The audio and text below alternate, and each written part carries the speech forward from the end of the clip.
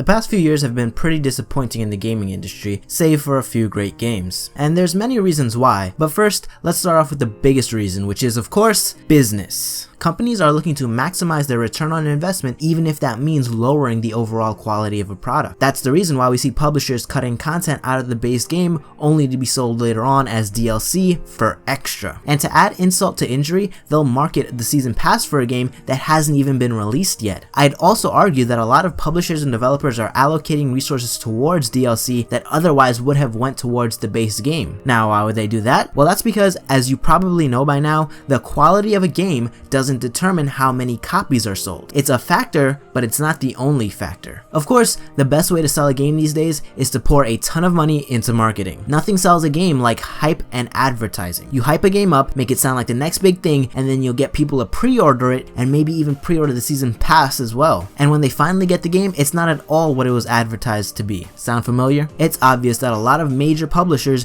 don't really care about the quality of the game too much as long as it sells well. And that's because I don't think that the heads of Activision are going home after a long day at the office to play COD or Destiny. They're businessmen and this is their business. They'll do whatever they have to do to make as much profit as possible. But this leads us to the second problem I see with the gaming industry, and that's the motto that some businessmen hold, which is don't innovate, replicate. And that sums up a lot of what you see in the gaming industry. It's the reason why we get so many sequels, DLCs, and remasters. It's why new IPs are so scarce. It's much safer for a publisher to rehash an old game than it is to come up with a brand new one, and that's because innovation is risky. You run the risk of consumers not liking that innovation. However, if more publishers and developers took that risk, we'd have a lot more diversity in the gaming industry, and we'd probably have a few more gems, because while it is risky, a few of those innovations could become something truly spectacular. But I know it must be hard for some developers with bold ideas because investors are probably scared to invest in something new. So instead, we have all of these dried up, stale titles getting sequels instead of new and innovative IPs. And I say innovative IPs because just because something's a new IP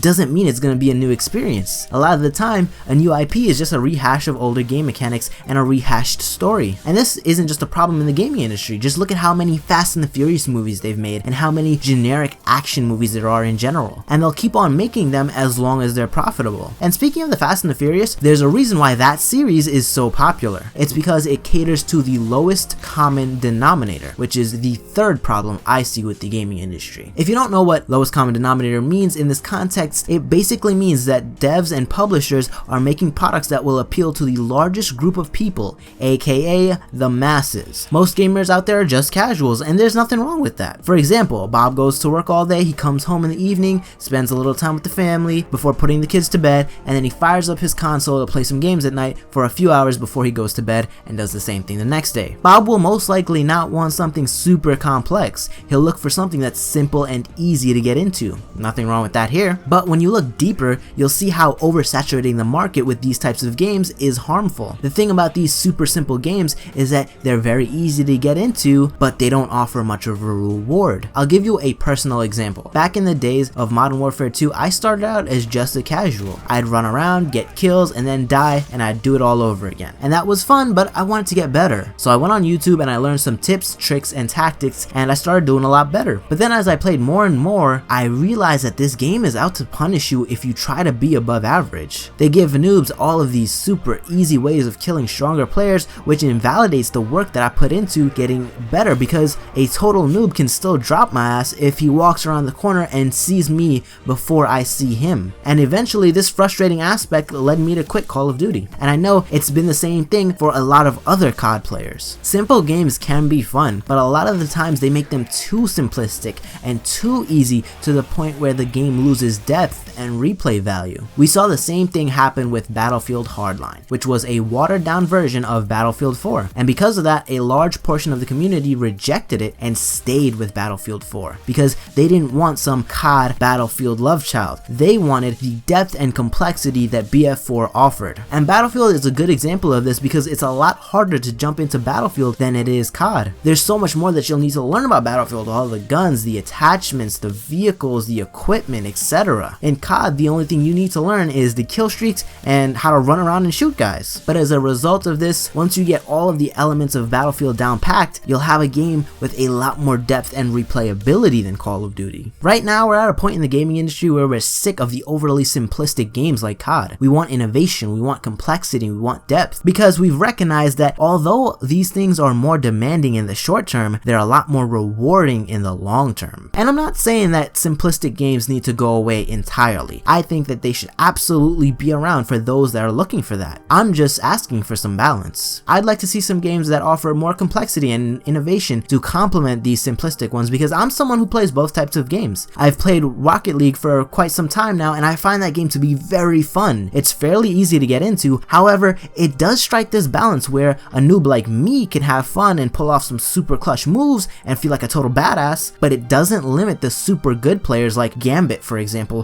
from dominating. To my knowledge anyways, I'm no expert at Rocket League. But it'd be really nice if more of these simplistic games could strike this type of balance, and then have these complex games for those of us that are looking for something else. But now let's move on to number 4 on the list, microtransactions. Now I want to start off by saying this. Microtransactions are not intrinsically bad. They have their place in gaming, especially in free-to-play games. And these types of games, microtransactions can be pretty awesome, since everyone can play the game for free and the devs will be paid with money made from those players that choose to buy skins and support the developers. It's a win-win in this situation. However, even in some free-to-play games, it doesn't always work like this. Microtransactions can quickly turn some free-to-play games into pay-to-win games. But the biggest problem I see with microtransactions is when they're implemented into $60 games. The best example of microtransactions gone bad in gaming right now that I'm aware of is Call of Duty Advanced Warfare. They will sell you everything you could possibly imagine.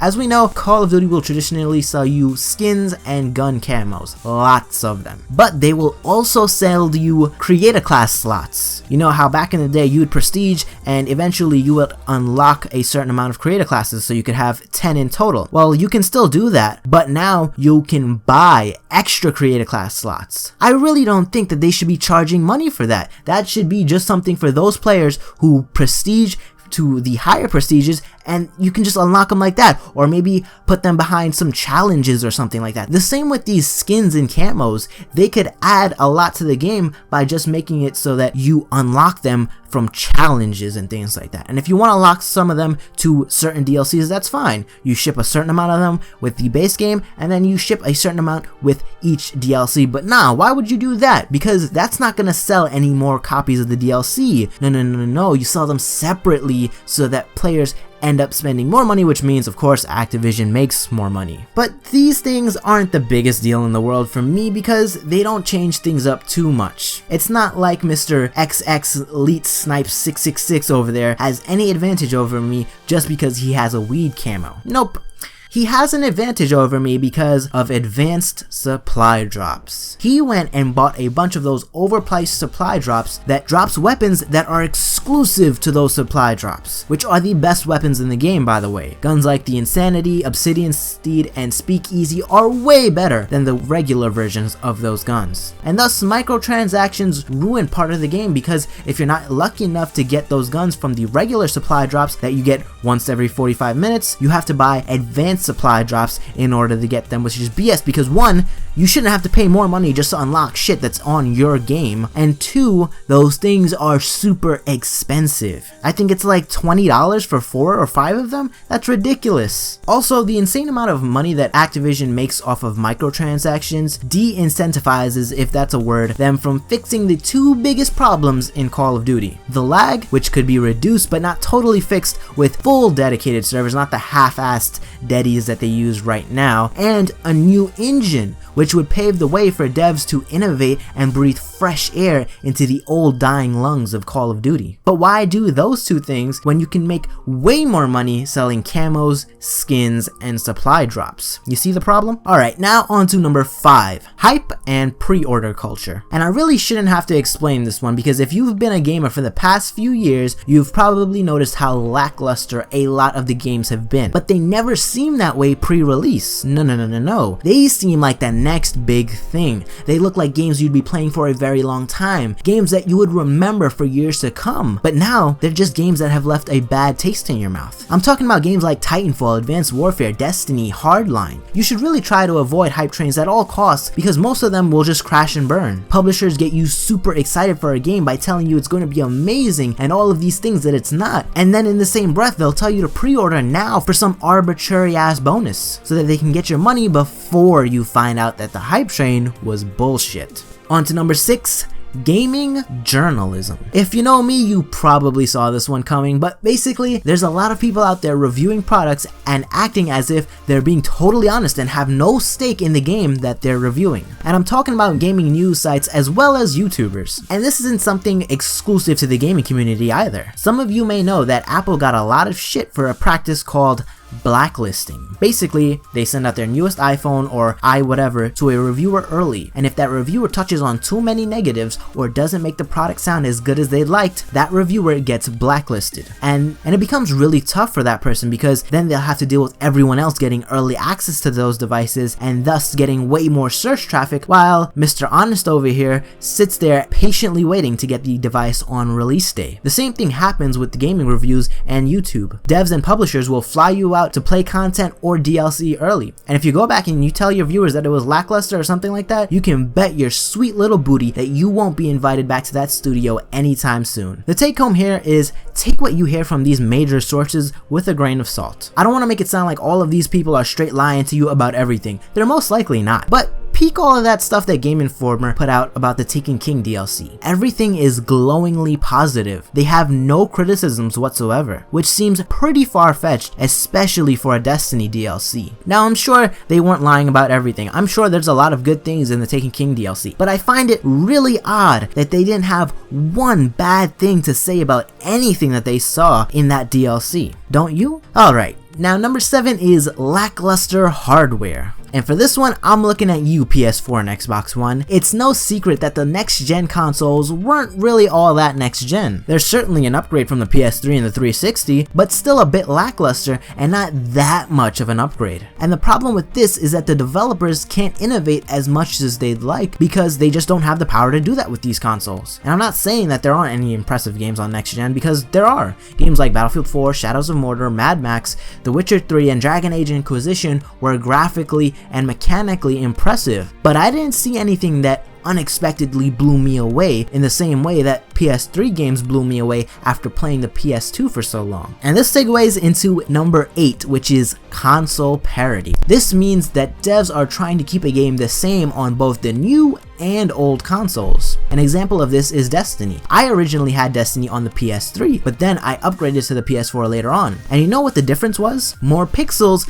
and shorter load times. Otherwise, it's pretty much the same thing. Devs do this so that people don't feel like they're getting an inferior product just because they didn't upgrade to the latest hardware, which, as I said before, isn't even that much of an upgrade. But the problem with this is that it punishes those people that did upgrade to the latest hardware, since they don't have any extra features to play with. So what was the point of upgrading? And when a game is compatible with both generation of consoles, that means it's not a next-gen game. Because if it's possible to run on the old gen the same way it runs on the new gen, then it's really not next-gen at all. It's an old-gen game. This is a big problem in the industry because people are looking for that next-gen experience and they can't always find it. Now, all devs aren't guilty of this, especially these days. A lot more devs are making true next-gen titles, and it's about goddamn time. But of course, there are still some companies making games that aren't next-gen, like Black Ops 3, which is going to be on the PS4 and PS3, as well as the 360 and the X1. And it's possible that Destiny 2 will be on the 360 and the PS3 because that's what it says in the contract. Hopefully that changes, but we'll have to wait and see. And now number 9, and my personal favorite, fanboys. These people are irrationally loyal to a bunch of millionaires that don't give a flying fuck about them outside of the fact that they'll buy anything that they put out. And it's part of the reason why games like Call of Duty are still alive. Now, not everyone that plays COD is a fanboy, but enough of them are that it keeps that franchise afloat. And the Destiny fanboys are on some next level shit. Say anything negative about their game or Bungie or hell even Activision and these unrequited lovers will come out in droves to attack you and defend their beloved game. You know, once I had a guy tell me in Techno Viking that Destiny had a better story than Mass Effect. That's funny. It was so funny. I wasn't even mad at the guy. I was just laughing. But it's not all fun and games because these people kind of oppose change and they oppose progression for these games. Critics play a big role in the development of a game because they offer criticism. They offer ways of making the game better and they point out its shortcomings. If you're out here hating on those people that are doing that, you are slowing down the progress of that game. You are hurting it in the long term. So take that into consideration the next time you want to hate on somebody who's offering criticisms of your favorite game. Now, number 10 is playtime inflation. Now, I'm all for devs increasing our playtimes on games with extra content and game modes and customization because that's increasing the value of the game and that's awesome. But what I don't support is when devs use shitty ass tactics to get us to play longer. The first way I want to mention is grinding. This is when they make it super hard or they make it take really long to acquire the stuff that you want so that you can finally have fun in the video game that you bought. In GTA Online, before Heist came out, you had to grind for an absurd amount of time before you could buy the supercar you wanted or the apartment that you wanted. And back in the day, on Destiny, you had to spend hours out in the open world running around in circles to find upgrade materials so that you could upgrade your gear and start playing the endgame content. I play video games for fun, not to grind it out for hours just to get currency to buy some shit in game. If I wanted to do that, I'd play life because that's what average American life is, goddammit. I don't want average life shit in a video game. I want to be doing extraordinary things, not farm or grind. And the other way that devs will get you to play longer without enjoying it is, of course, RNG. And all my Destiny players know exactly what I'm talking about. How many of you have been on the grind to get a certain exotic or legendary weapon to drop? That's by design, to keep you playing even when you're not enjoying it. And what about all those COD players who tried to get a certain variant to drop out of a supply drop, but they never got it? RNG sucks. It makes players feel cheated, and it can really ruin the overall experience. In Destiny, you can have a really great game in the Crucible and get nothing, while that guy who went negative gets an exotic. Or maybe you just finished an intense raid. Nothing is going to kill your mood after that more than getting a couple of shards as your reward for completing a raid. Well, that's it for this one, guys. If you enjoyed the video, don't forget to smash that like button. If you're not feeling too shy, drop a comment down below and let me know if I missed anything out of this top 10. What's your top 10 or what's your top things that you don't like in the gaming industry right now? And if you want to see more videos like this in the future, don't forget to hit that subscribe button. But that's it for me though, guys. OverMan out!